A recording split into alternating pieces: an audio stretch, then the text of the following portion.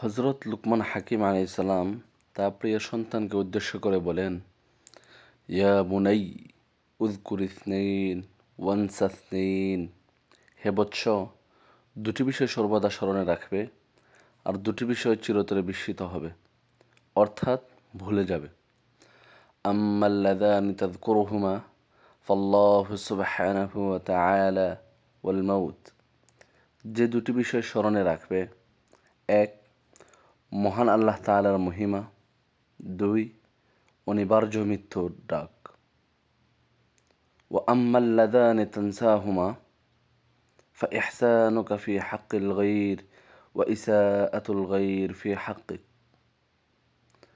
আর যে দুটি বিষয় ভুলে যাবে, এক, অন্যের প্রতি তোমার করা দয়া বা ইহসান, দুই, তোমার প্রতি অন্যের করা অন্যায় বা অপকার।